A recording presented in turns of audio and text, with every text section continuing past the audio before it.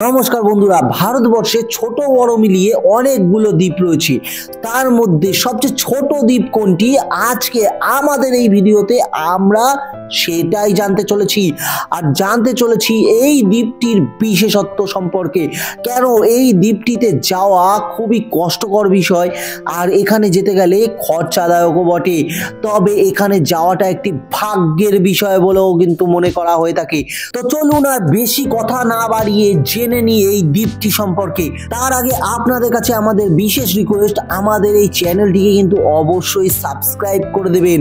আর যদি আপনি ফেসবুক পেজে দেখছেন তো আমাদের এই নতুন পেজটিকে ফলো করতে কিন্তু ভুলবেন না। বন্ধুরা, আমাদের দেশের সবচেয়ে ছোট দ্বীপটি কোনটি জানেন? হ্যাঁ, আপনাদের সবারই পরিচিত লাক্ষাদ্বীপ।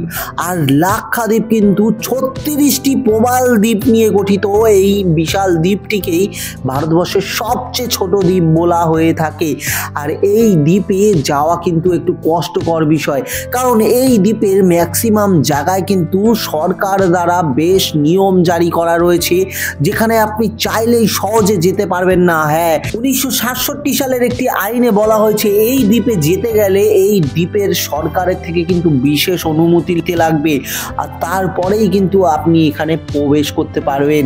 এর বেশ কিছু কারণ রয়েছে। হ্যাঁ, এর সবচেয়ে বড় কারণটা হলো এর জীববৈচিত্র্য। হ্যাঁ, এর যে জীববৈচিত্র্য রয়েছে এই দ্বীপটির, তা ক্ষতি সাধন হতে পারে বাইরের মানুষের দ্বারা।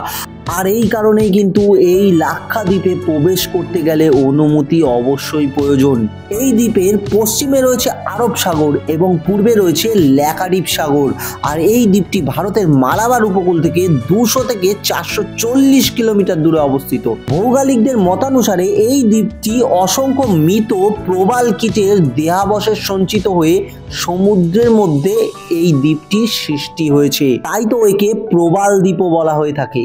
প্রিয় দর্শক, আপনি যদি এই লাক্ষাদ্বীপে যেতে চান তাহলে অবশ্যই কিন্তু বিএসএনএল বা এয়ারটেলের সিম নিয়েই যাবেন। এই দুটো সিমই কিন্তু একমাত্র এই অঞ্চলে পরিষেবা দেয়।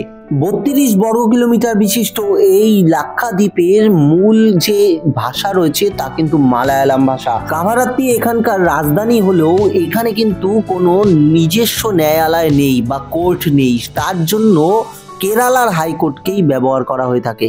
তো আমাদের এই ইনফরমেশনগুলো আপনাদের কেমন লাগলো তা কিন্তু অবশ্যই কমেন্ট বক্সে কমেন্ট করে জানাতে পারেন। আর আপনি কি আগে কোনোদিন লাক্ষাদ্বীপ গিয়েছেন তাহলে অবশ্যই কিন্তু আমাদের কমেন্ট বক্সে কমেন্ট করে জানাবেন।